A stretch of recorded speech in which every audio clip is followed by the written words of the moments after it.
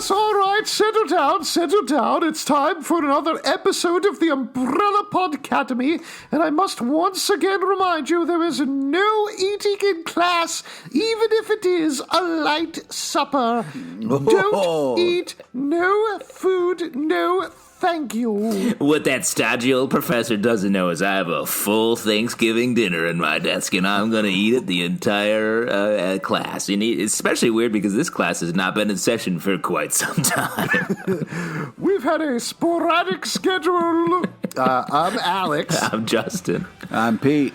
And we're going to be talking about, as mentioned, Umbrella Academy, A Light Supper, one of the middle episodes, the 6th episode of Season 2, I want to say. Yeah, that's exactly it. We have done a terrible job about keeping up with the season, so I'm sorry to anybody who has been asking for this. I know we've gotten a bunch of people saying, hey, when are you going to pick up with the Umbrella Academy? Are you done with that? We're back strong. We're ready to do this. This is going to come every week after week. Let's take no it easy. doubt. No doubt. Come on. This is my guarantee. I'll tell you what. Oh, my God. If we don't deliver this podcast every week, I'm going to... Oh, wow. Yeah, I can't believe you ran out of gas that hard. Couldn't even finish the bit. I really did. I was going some very dark places that I suddenly felt very uncomfortable talking about. Good. Like the Umbrella Academy do this episode. Now, the regular reminder that we're going to jump right into the episode without any recap or anything. So if you haven't watched it, though I'm sure you have by this point, turn away. But let's talk. I'll give you the broad strokes of what happens here. We get a bunch of focus on Allison. We get a flashback to what happened with her in her time after she landed in 1961, how she met Ray. And in the present of the past, we're all leading up to a dinner with Reginald Hargreaves. That's the big thing that happens in this episode. And everything, all the pressure that puts on the kids, things do not go well there, obviously, as you'd imagine. But by the end of the episode, Five has agreed to sign back up with the handler and the commission. Sissy is going to run away with Vanya. And Diego and Luther discover that Elliot is dead with a weird message from the Swedes. So everybody is in a very different place. Also, Ben has figured out that he can kind of do something to Klaus's body and maybe possess him, which definitely changes the balance of the power there. Again, that is the broad strokes of the episode. But let's talk about the big things that happen. Let's talk about the big plot lines. Since we start off with Allison, and that is one of the big emotional crux of the episode, let's talk about her. How'd you feel about her arc overall? How'd you feel about the stuff with Ray? And how'd you feel about the flashbacks? Pete, I know you've been pretty into that plot line, so what was your take? Yeah, I thought this was really great. Well done. I liked how the kind of Ray and her relationship started. Seemed very earnest and innocent, which I really appreciated. Also, I thought it was cool because this episode was about the dinner, and then it was also about Ray kind of asking her to dinner, which was adorable. And I really like, even though the theme of the episode was like dinner. Yeah. I liked it. I liked how we picked right back up on the fact that she can't talk, but regardless of that, still got herself into trouble. When she ran back to the beauty shop where we kind of like saw her before, when she was kind of a part of the movement for equal rights. So that was really cool to kind of see how that all started and escalated.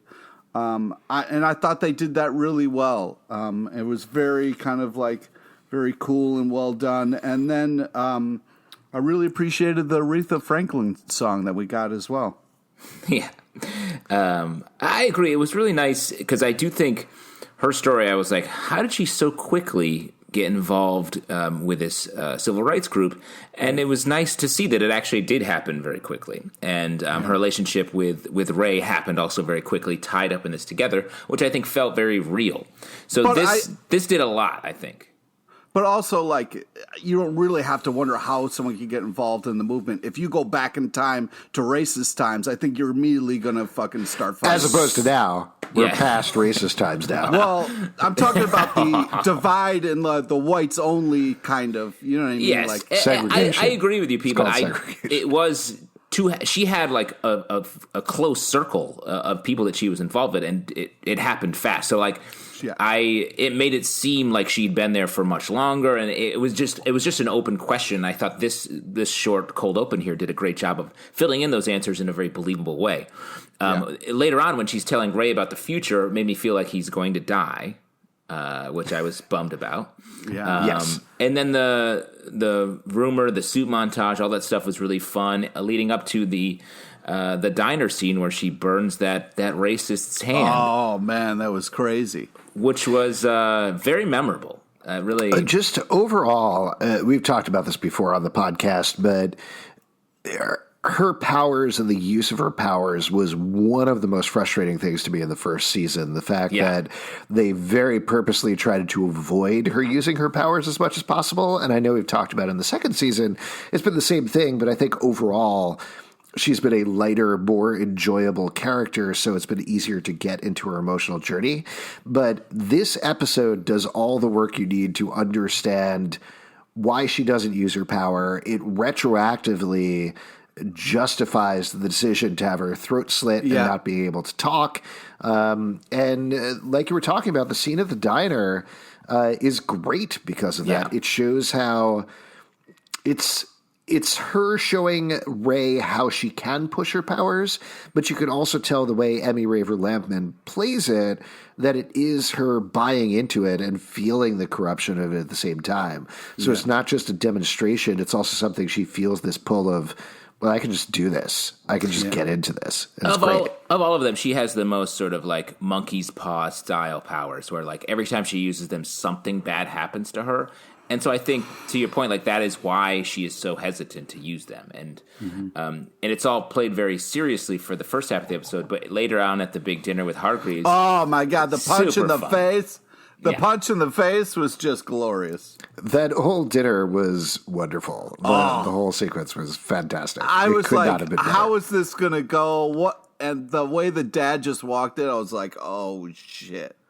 Well, that was another thing. I mean, I know we're jumping off of Allison here, but that dinner also, because we only got to see the kids play off of Reginald Hargreaves' flashbacks, other than that one scene where Luther travels after he's traveled back in time, going and trying to check in with Reginald.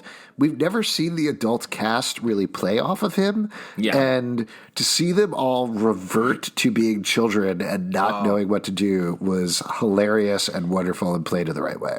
Yeah, like I each of them is positioned so smartly in this moment. Diego goes from being like, he's like, I'm the big older brother. He throws the conch. The stutter. He smashes the conch, and then Hargreaves crushes him in front of everybody. Just crushes him. And as we know, he is like sort of the mama's boy of the group, and you just see him shatter here. And I thought that was really hard to see, but also really well done. And then he gets his revenge by going out to Mom and showing her the picture. I thought that was really cool. Yeah, I mean the whole like how everybody kind of reacted, and what was, you know, they were getting all pumped up like, yeah, Dad, you know, and even the like that explanation of Vanya's like, why do we hate Dad? And just like listing all the horrible things just to her was just like, holy shit. But yeah, even Allison, like, who was definitely getting more and more like herself and feeling good in her powers. Like the way she also shut down in front of the dad was just really, really intense. And it feels like this scene is the springboard. It just showed them how much they're fucked up and how they're such children still. Mm-hmm. This is the springboard, I feel like, into the rest of the season, which I haven't seen yet, but I'm assuming it's them sort of getting their shit together, because we see like Klaus grabs a drink. Everyone treats Klaus like he's the fuck up, but he's actually one of the more together ones here. Ben's the one that fucks Klaus up. Luther, after totally beefing it in the elevator, which I thought was like such an unnecessary moment, but so funny. Canned beef, yeah. It was. I do not like fart jokes at all, but that made me laugh. It was funny. I think it's part of. I'm nervous. And again, we've talked about this before, but like, this season has done such a good job of taking the Captain America of the group and making him as sad sack as possible over the course of the season. And I think it's Tom Hooper is the name of the actor, has been playing it so well. So he's just so uncomfortable at every point. It's so funny. when he shows off his shaved gorilla chest, and it's like it's meant to be this like bearing his soul thing, and it's instantly embarrassing for everyone. I thought that was so well done because there was not a question that it was the wrong choice right out of the gate. It was really smart. Yeah, but go ahead, Pete. I just want to talk about number 5, who has this line where he's like, he talks. He's like the oldest, but visually the youngest. You know what I mean? Like he's the only one who can kind of make a connection with the father.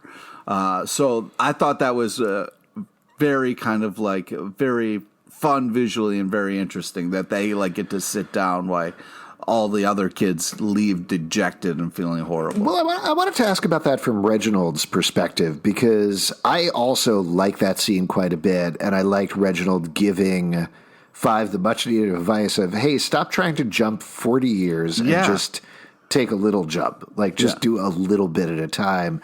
I thought that was so smart, and the whole scene, the way it was played was great. But why is Reginald doing that? Because I think Reginald, who walks in all business, is all business the whole time, looks at all of them, he's like, oh, time-traveling teleporter? I can use this. The rest of these goofs... not interested. And it was really funny how Klaus is like, they were showing their powers, and then like Klaus gets taken over, and it just looks like his powers going, and like it was really funny, like where the dad's like, I'm not even gonna write this guy's name down in my book. Well, and I love that also just taking place in a tiki bar. That was a lot of fun as well, just a fun setting. Imagine going to any bar, and especially a tiki bar. What a fun place. That would be great. I would love to go outside. Yeah. Let's talk about Klaus, because I think he had a lot going on in this episode, surprising about. Because there's a lot of his cult stuff is here. He's created a cult of like fraud, basically. And you're in a cult when you start showing up to meetings in a diaper, and people are like, "Yep. Perfect, all good." Yeah. I loved the yoga start was just hysterical. Yeah. Unnecessary Klaus Buke, but funny in exactly the right way. Like the way they shot that through his legs and everything. Yeah.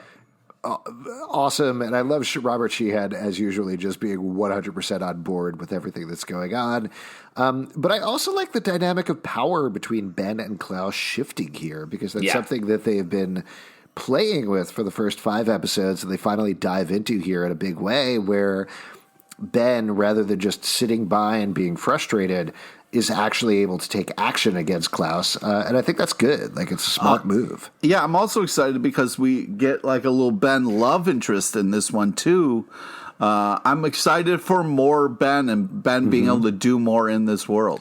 And like as we saw in I think the first episode in the sort of the end of the world part 2, Ben is fully powered up. He can affect the world around him. So I think they're going to figure it out here. Yeah.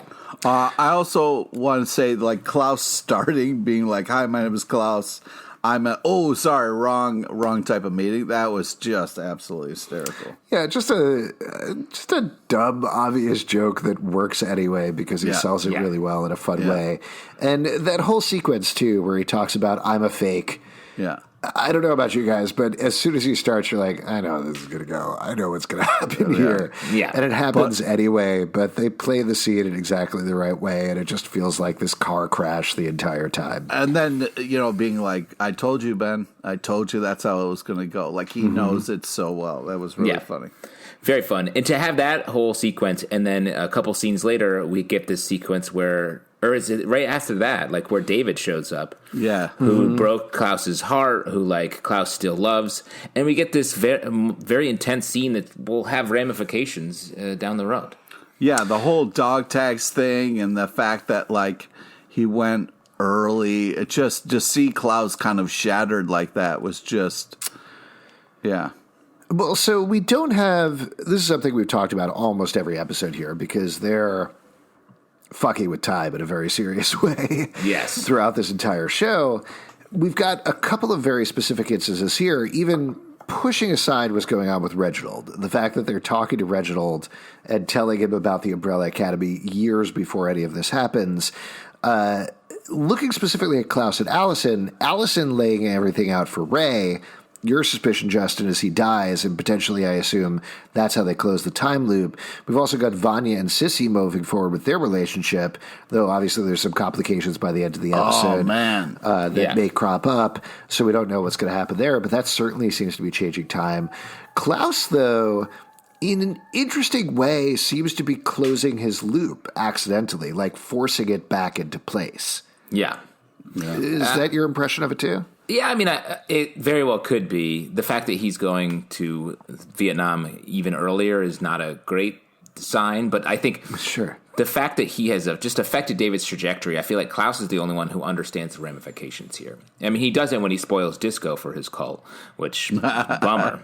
But when he does, when he sees it in firsthand with David's trajectory, I think that's a huge revelation.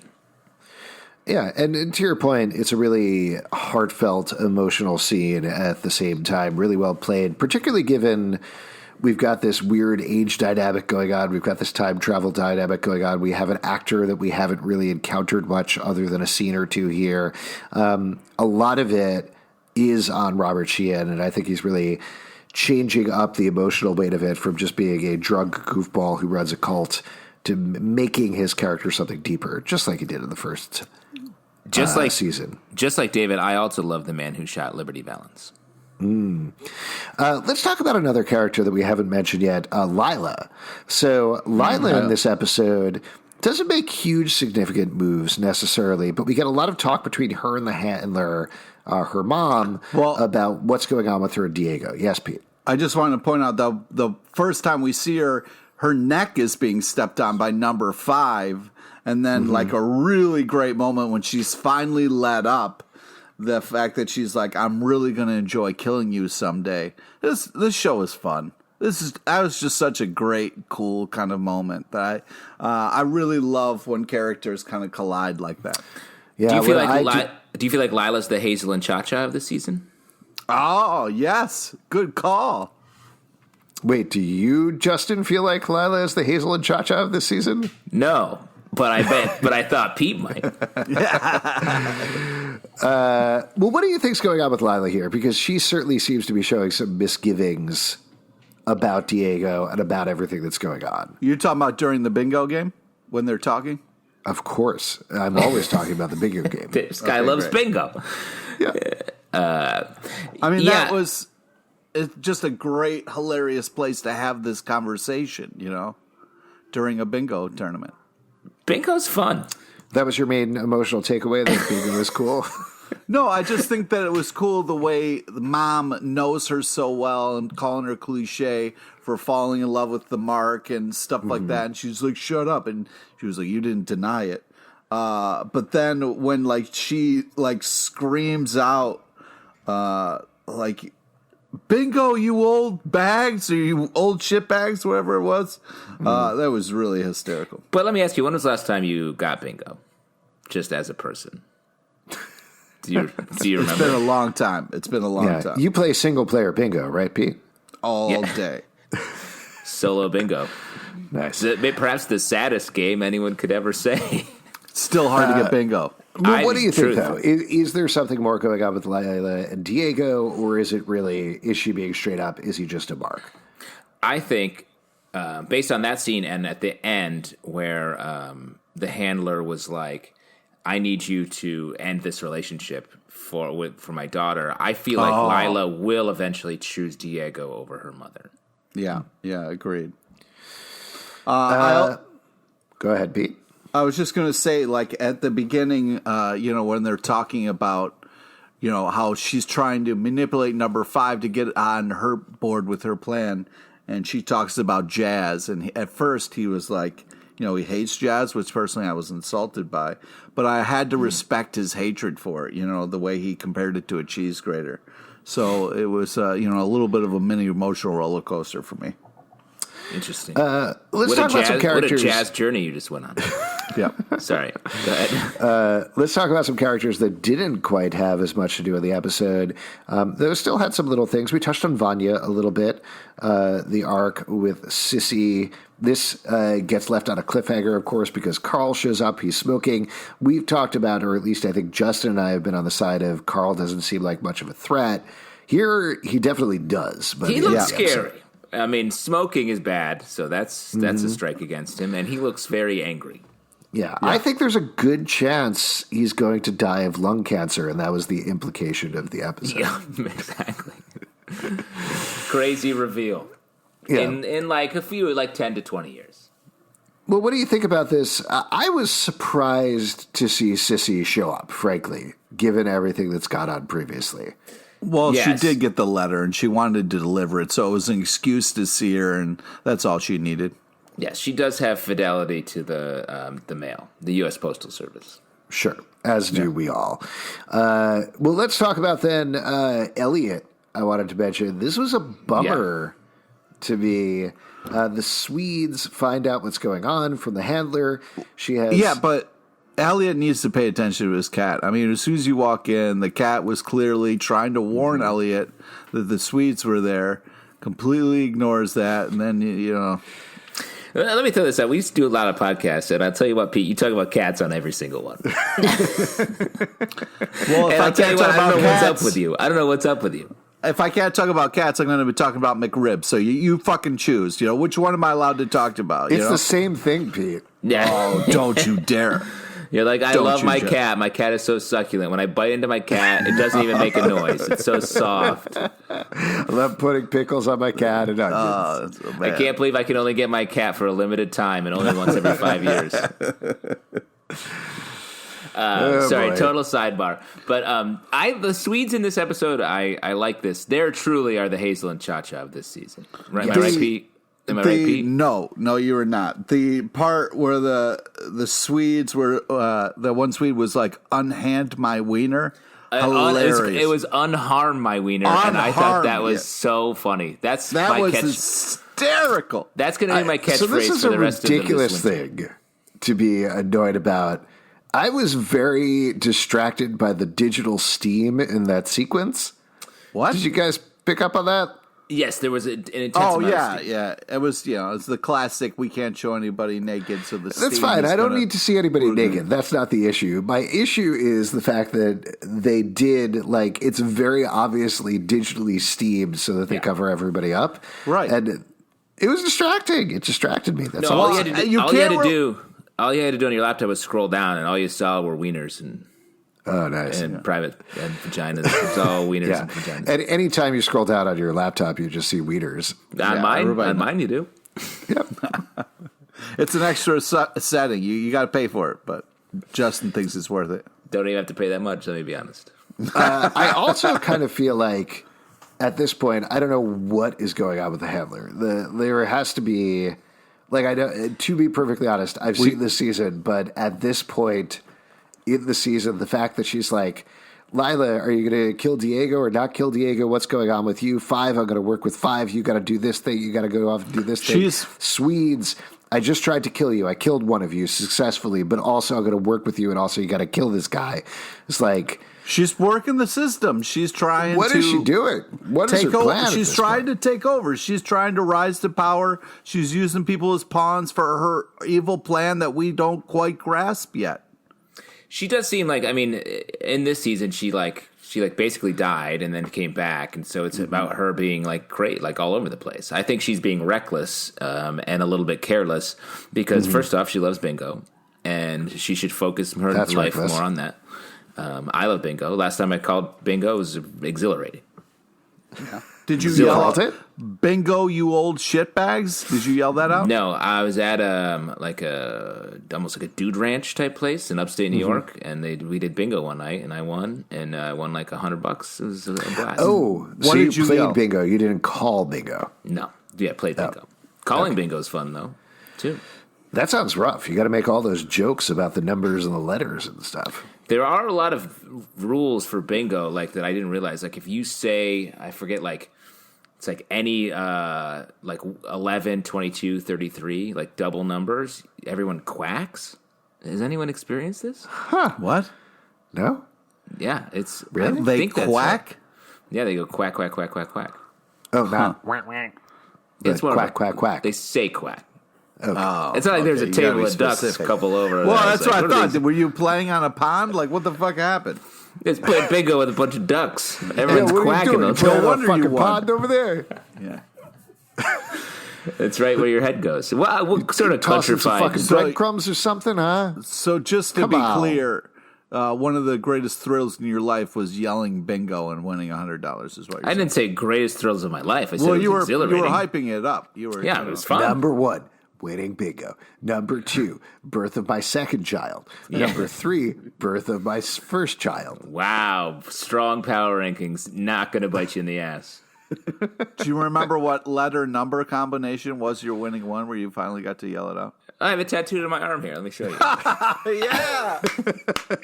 G13. I don't know. Shut up. It's fun. All I'm saying it's fun. I understand that why the handler was so hype about it. Oh, okay. What were we talking about? The Swedes? They Swedes. do something. Oh, they kill Elliot. wieners. That was my whole point. Yes. That's a bummer. Horrible. That was a fun character to have around, Yeah. and I was bummed. I know he's like a very small character on the side, but the fact that he's tortured and killed very graphically by the Swedes Didn't need to see was the very torture. sad. Yeah, I did not like that. Pete, did you Yeah. like that? No, it was awful. I was agreeing with you the whole time up, and then you just stopped talking, and I was. Oh, okay. I couldn't hear you for a second. We're doing this on Skype, and you cut out for a second, so it just seemed like you were nodding your head. Okay, great. Let's explain it more. You know what I mean? Let's Oh, explain. no what's problem. happening. So Yeah. Skype is a program. Okay. You could Yeah, Oh, download. it is a This is program. great. Yeah, this is fun. This is really what people are tuning in for. It's an Killer app. Yeah, I was just the thing was I was frustrated at him because he was, first off not in tune with your own cat. I mean, come on, what the fuck? Did you just get that cat or what so it happened? was his fault. I he was died. upset at him, but also like I just was surprised that he held out, that he was not giving up the information while being tortured. He was like, I don't know. I'm surprised he wasn't like, they'll be back. Just fucking relax. They all live here. Well, they ended up writing Oga Foroga Yeah. on the floor in blood. That's a lot of blood they used to Lot paint of that blood. floor. Yeah. Too much. I don't know if you guys have ever painted a floor with blood. It takes a lot of blood. Yeah. Also, you really my wedding proposal was in blood. Oh, Yeah, smart. what is that, number 4 Yeah. on your top favorite moments? Yeah. Cleaning up the blood was way lower. Man, you got to stay afterwards. Otherwise, you're going to lose the deposit on the space. Any other moments you guys want to call out from the episode before we start to wrap up here? The Team Zero was hysterical bit. Diego really just having some fun there. Well, I thought that was actually kind of poignant, too, in a weird way. Like them actually trying to take advantage, taking control of their own destinies, take control of who they are, take control of their emotions in the face of Reginald Hargreaves. And it's played as a joke and it's played as fun, but there is something to be said for it in the span of the show as well. Yeah, I agree. It feels like a good first step towards what I hope the team becomes as the season finishes up. Yeah, and again, just the use of music. Like every time you hear music, you're like, "Oh shit, what's going to happen?" It's just great. It's just really fun times. Watching this episode, especially in relation to Wonder Woman 1984, the use of music in this show is so good, and in Wonder Woman 1984, which has been knocked on so many times, the music is just not right, and it just is. It highlighted that even more watching how well it's used on this show. It is, particularly in this season. I think it's great. Like they're just doing a really good job of music choices across the board. Like Pete called out the Aretha Franklin, other things throughout the episode. It's very good. All right, before we wrap up here, who got top marks this episode? Pete, the cat, I assume, or something? Yeah, I'm gonna have Justin go. I'm still kind of. I got a couple that I Tabulating. can't decide between What, right do you have now. a scoring system? What, Yeah, an I elaborate- do. All right, it's similar Pete to has bingo. a whole spreadsheet. Yeah. Yeah, Don't well, harass I him. look forward to hear what the Pete character algorithm spits out here in a couple of minutes. Yeah. There's steam coming out of your ears right now, so I'm not Justin, super what about you then? Yes, I'm gonna go with. I mean, I got to shout out Luther for the beefing it in the elevator moment. Oh man, because that was really fun. But I'm going to give it up for Klaus in this episode. I thought he had some great beats throughout and was able to maintain his who he is throughout each of them, despite the emotional low stakes and emotional high stakes of the different moments. From great beefs to great beats. That's what I would say. Beefs to beats. I'll also go for Klaus in this episode as usual. But as per usual. As per usual, but it's great. The yoga scene was great. Like you mentioned, the scene with Dave was very emotional and fun. I loved him trying to confess to the cult. That was fun as well. And just the whole possession thing with Ben, that's a great arc for them to follow up on and really just build on everything that's happened so far. So, as usual, Klaus is the best of the episode. Pete, have you finished crunching the numbers? Yes. So my answer, speaking of numbers, is number 5. But I just wanted to say I am really enjoying not evil Vanya, regulation Vanya, and the whole thing where everybody's freaking out that she was going to use her powers at the dinner table and it wasn't a big deal, was such a cool fun moment. But number 5, the sit down with the dad was really impressive. The fact that like number 5 was on to the handler and knew that Lila was a plant and like planted early when he was vulnerable. I think the fact that like this actor can portray somebody so old but also so young at the same time, just really great in this episode, and I was impressed. Yeah, good stuff. If you'd like to support our podcast, patreon.com/Comic Book Club. Also, we do a live show every Tuesday night at 7 p.m. to Crowdcast and YouTube. Come hang out. We would love to chat with you about the Umbrella Academy. Socially, you can check us out at Podcademy on Twitter, Instagram, and Facebook, iTunes, Android, Spotify, Stitcher, or the app of your choice to subscribe and listen to the show. ComicBookClubLive.com for this podcast and more. Until next time, don't forget to not eat in class. Pete, go change your litter box. On it.